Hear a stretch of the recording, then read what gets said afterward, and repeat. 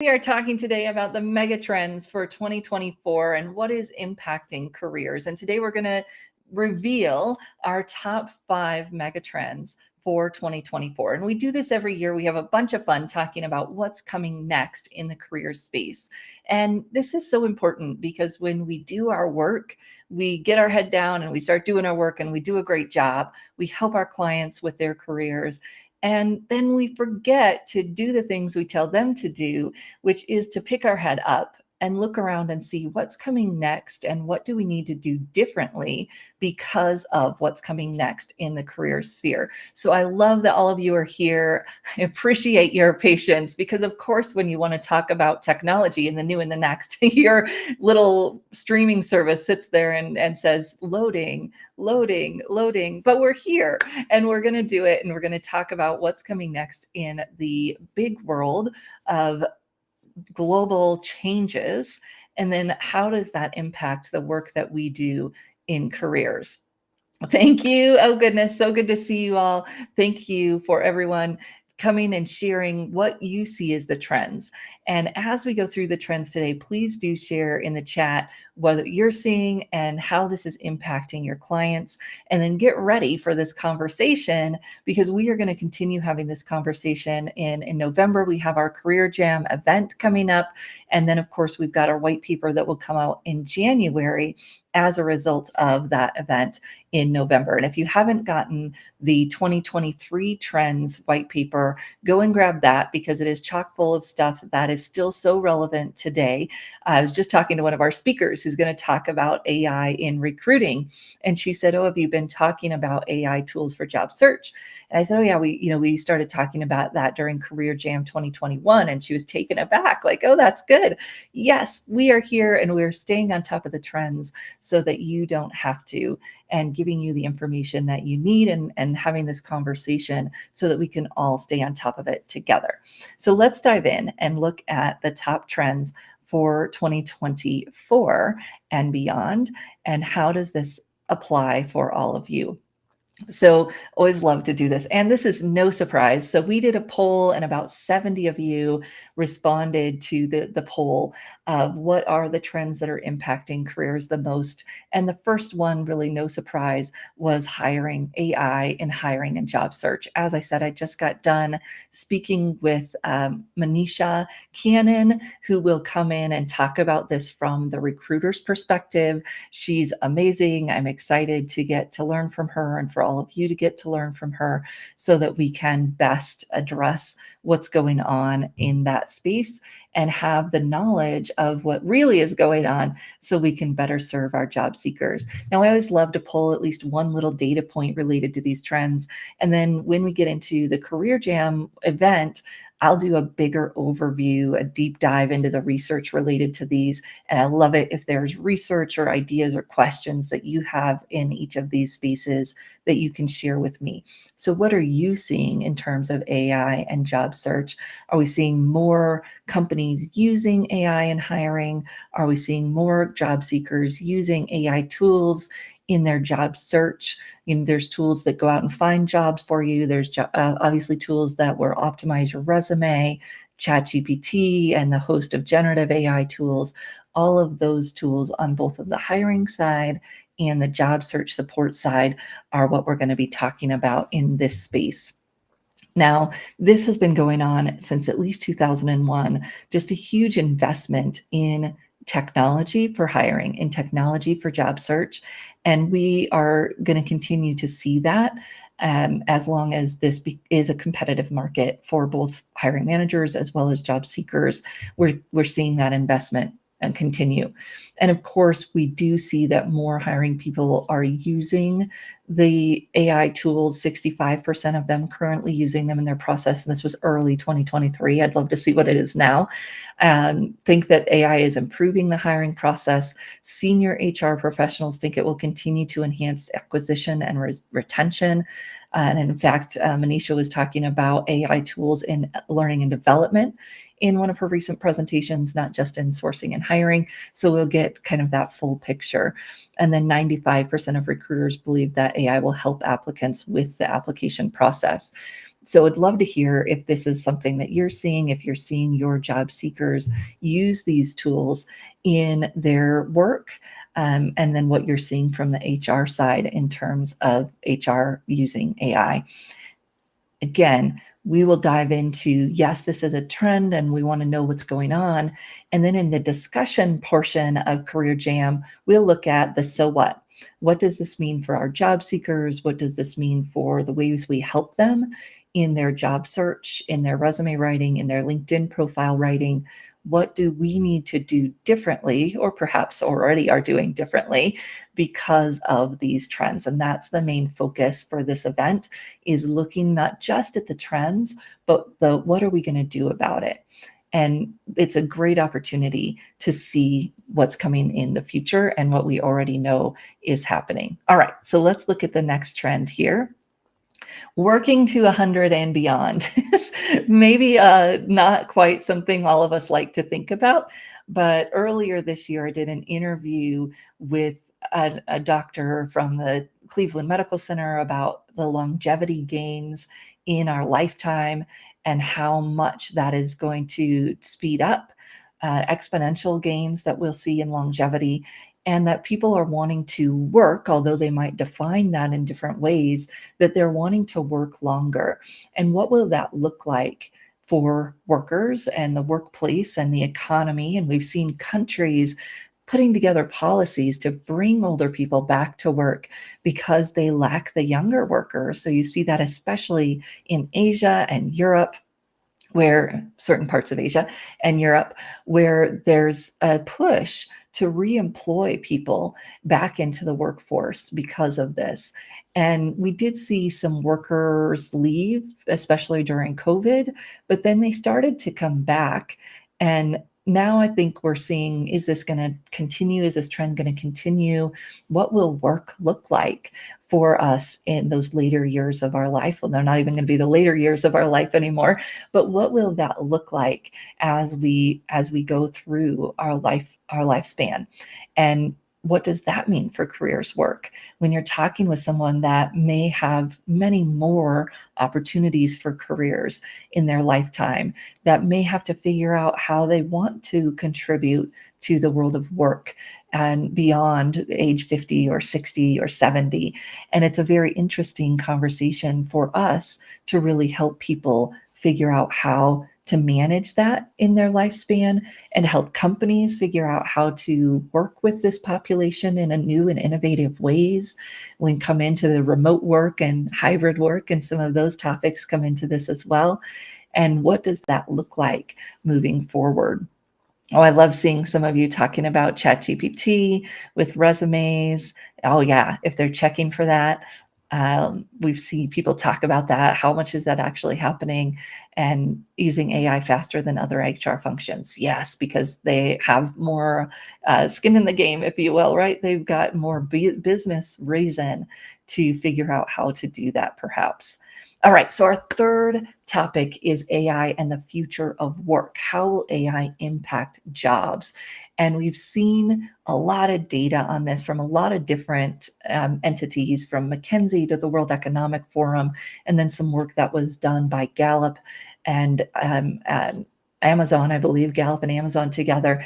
What will the impact of AI be on jobs? And how do we continue to monitor that and manage it and help people plan their careers accordingly?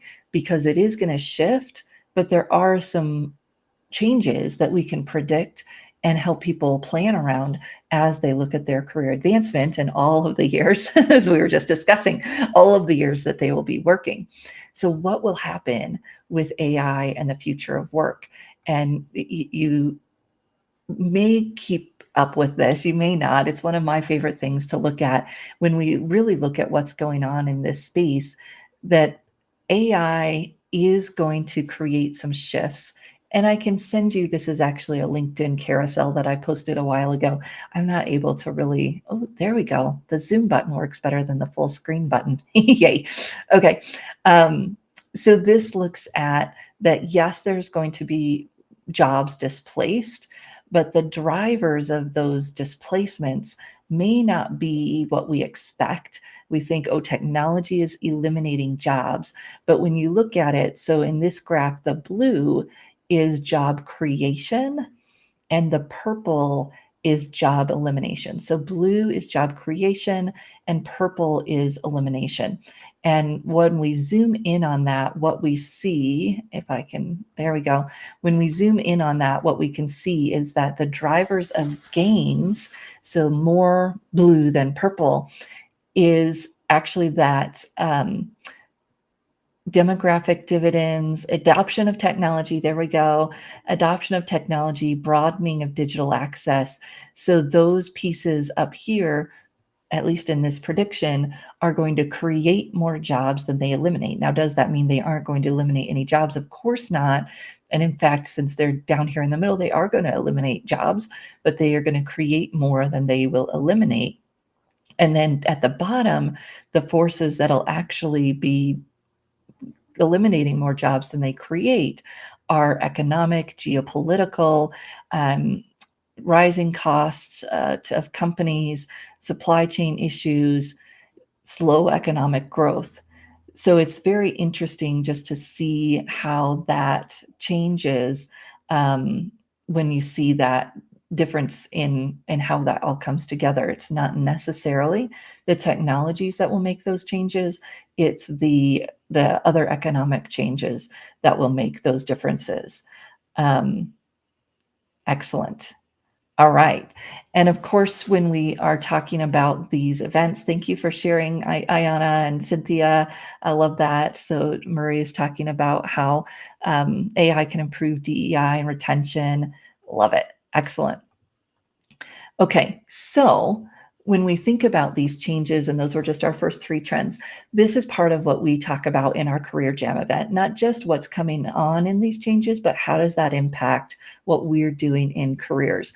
And I'm really excited to launch this event. It's a little bit different format than we've had in the past because we're looking at how can we assist you in not just having the trends, but in also having the practitioner skills. So we've been putting together our speaker panel, and then we've been finding slots where we can do some deep dives into the technologies that we can use and how the technologies impact our work.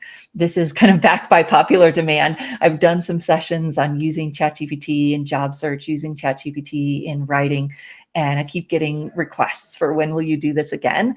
So I put it into Career Jam. We already had the time set aside rather than blocking out new times, and I know everybody's busy.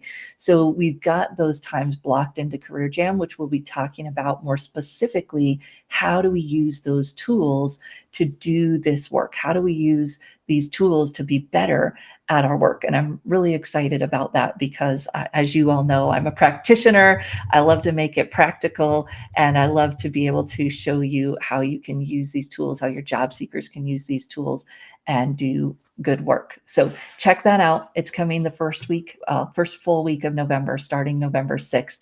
And we've got the tentative schedule up there with some of our presenters, and we'll be announcing the rest of the presenters soon, but you'll see what I'm meaning in terms of adding in these practitioner sessions where we can really look at what are we going to do with these tools. Okay. So let's move in here to our 4th trend, which is all about education. So we're seeing the certifications, the credentials, the badges, all kinds of badges. One university I looked at had 108 badges. One of our usual partners in this event, UScience, has 200 badges now. Career Thought Leaders has badges. Everybody's getting into the game and figuring out how do we help people reskill quickly, and then reskill with that credential that says, hey, we are credentialed. And of course, this goes into the trends of Generation Z. How are they coming into the workplace different? And what's going on with that connection between education and the workplace that is helping them do that, or perhaps not? We'll hear from some of our speakers around that. So we are seeing some alternate reality, virtual reality used in education, blockchain, helping people manage those pieces of their world and what are they going to get training in and how they find it. Gamification, we've been talking about gamification in the hiring process for a while. Now, of course, coming more into education, machine learning, artificial intelligence, and the Internet of Things. So how is this impacting education on the tech side? And then, of course, we have the more logistic side of education that's changed when you're talking about more virtual learning, more of these badges and credentials and upskilling.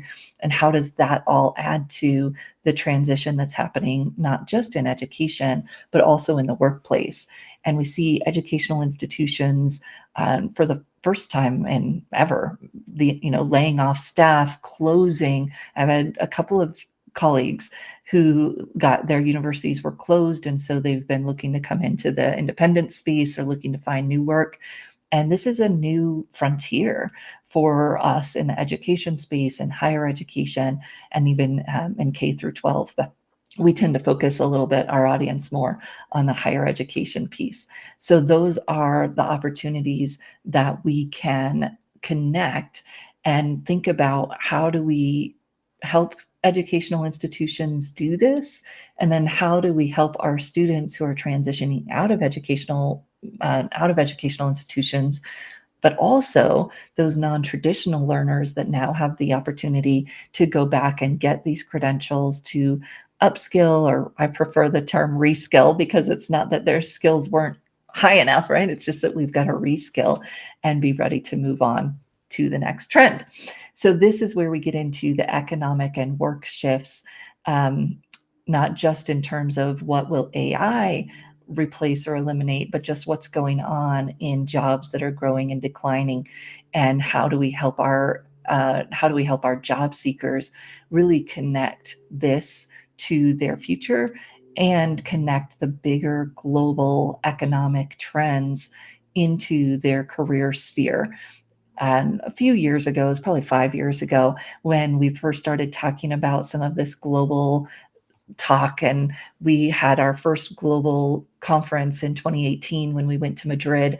And some of our colleagues said to me, Marie, we're not global. I don't work with employees that are global. And that's not a thing anymore. If it ever was, everybody's got the opportunity to work global.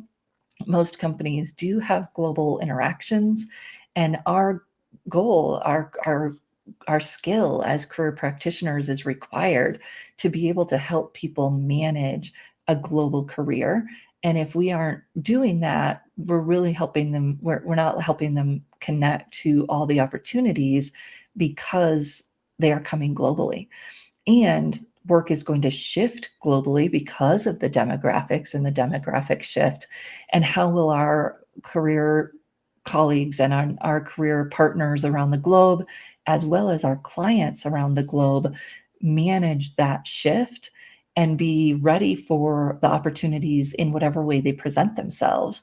So if there's going to be more of a certain type of work that's going to move to a certain geographic location, what will that mean for your clients? And how will they upskill or reskill to be able to get the opportunities that exist in their industry or in the global world that they have access to? It's a very big opportunity, but that also makes it challenging and perhaps overwhelming for people to manage their career in this very global place. And of course, when we think about bias and discrimination, that takes on a whole new lens. Last year, we had a fascinating presentation around immigrants and how one organization, Namal, was helping immigrants reskill and get positions that are remote. But what does that look like for a company who's not used to hiring from different parts of the world? And how can we help both companies and clients be ready to make that transition and connect to those opportunities? That's our goal. That's our opportunity as career professionals. And how are we going to take advantage of that so that we can best serve our clients and stay relevant, honestly, in the work that we do? So we look at jobs that are declining, jobs that are growing. I did a whole presentation on how this impacts women and how it doesn't need to impact women adversely if we shift our thinking in terms of gender and careers, just like we might need to in terms of geography and careers, or ethnic background and careers. What biases are we putting on that are not helpful for our clients as they go to seek out careers? And it may even be as they think about moving into this space that they can do things differently. So as I said, we've got our event Career Jam coming up November 6th through 9th. So our first speaker starts on Monday afternoon, November 6th, if you're in the US time zones. Those of you in Australia, I know we've got some Australia folks, it'll be early morning Tuesday, your time, that Nisha will come on and talk about AI in recruiting and what's going on in that space. Then we've got Marty Constant, who will be coming on to talk about AI in the future of work. Jan Melnick talking about education. And we've got some exciting speakers that are just about signing their contracts to talk about the economy, aging workforce, and more general talks about AI in the workplace. So I'm excited about that. This is a different event. You will listen to speakers, you'll hear great insights, but then it's your turn to think about, what does this mean for me? And what does this mean for my clients? We very rarely get a chance to really sit and think about how we need to work differently, what we are doing differently already, and what we want to do differently in the future. And that's what this event is all about. So what are clients asking about they haven't been asking about before? And what are we starting to see that we haven't seen before? And how are we going to react to that? And what are we going to do differently? So we'll hear from that presenter, we'll have our Q&A, and then we'll get some feedback from all of you. And what this results in is just this awesome opportunity for our audience to share their ideas, to share their expertise, to come together. But then we also get a white paper that goes through these trends and gives you an opportunity to really be published and cited in a way that you never could before, even in our white paper, because we've made some of these changes recently. So I just want to show you the white paper really quick in case you've never seen it. This is our white paper from last year, and you can get it. Oops, let me go back. So you can get it at this link, careerthoughtleaders.com/white paper. And when you go there, you can download this for yourself. But what we get here is insights on each of the trends and insights from our speakers. So our speakers, as well as our attendees. And so our attendees contribute, they're listed as contributors. But then one thing that we hadn't done before that we've started doing is actually calling out quotes from the people who attend, so that you have that opportunity to really showcase your thought leadership and be quoted in a white paper, an industry white paper. So you submit your quotes, we feature them in the white paper. We also create visuals for you that go through and share these quotes. And if you haven't seen the white paper, I'd encourage you to go in and download it. As I said, excellent information on the topics we covered last year, as well as, continuing topics that we'll continue to talk about this year as we move into the new topics and the new trends for 2024. So check out the white paper, share that with your colleagues, share it with your clients. You're going to get great actionable steps that you can take from that, not just trends, but what are career practitioners doing because of those trends, and what can you do differently in your work.